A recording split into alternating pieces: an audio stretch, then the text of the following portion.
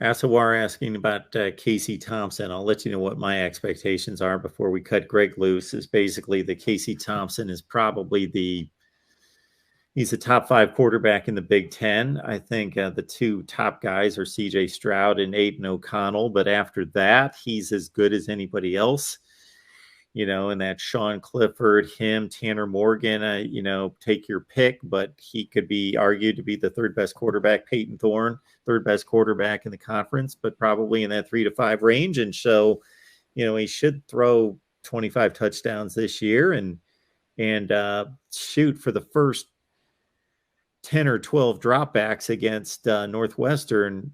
He was throwing lasers all over the field and the pocket was perfect. And then for the rest of the half, they started to get some pressure on him, and he was still throwing the ball on the money, even though he had a hand in his face or somebody on his back. And then he's not going to be perfect for an entire game. So he was hit or miss in the second half. I think some of that had to do with just the law of averages was going to be that he's not going to throw the ball perfect for 40 pass attempts for an entire game, but also the pressure started to be more serious in the second half.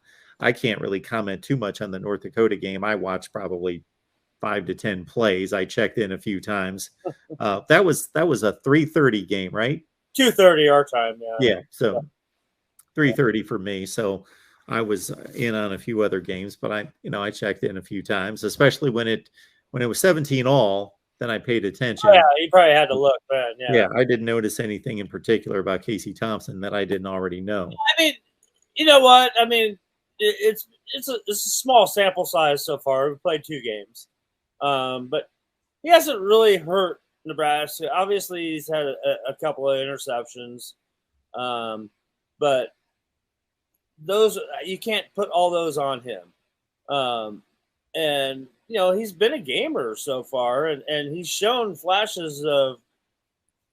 He's got some magician in him too. Is that he's really shown that he can get out of trouble and still make a laser like you were saying, just throw a laser right where it needed to be for a big play to happen. So he's exciting to me. Like I mentioned earlier, I worry a little bit about his durability and you need to clean that up on the line and keep him safe back there in the pocket. But when he's got room to operate, and he's a pretty deceptive dude, and I really like his playmaking ability. So, yeah, it's going to be fun to keep watching him progress here as a guy that has the keys to run the ship.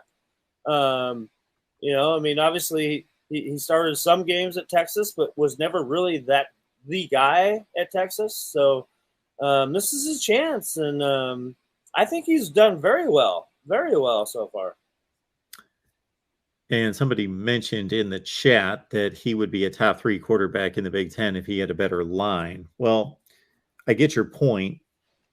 So some people, when they rate quarterbacks, are basically trying to project statistics. I don't do that. I try to take that out of it and just say, regardless of what line's in front of him, I think he's the 3rd best quarterback, 4th best quarterback, whatever my ranking is. And I forget what I ranked him in the preseason. And I didn't rank Big Ten quarterbacks, but I ranked nationally. I put him in the top 20 in the country somewhere. So that's where I think he is, regardless of the line. And obviously, if he doesn't get protection, his stats are going to suffer big time. But I try to separate that as best I can.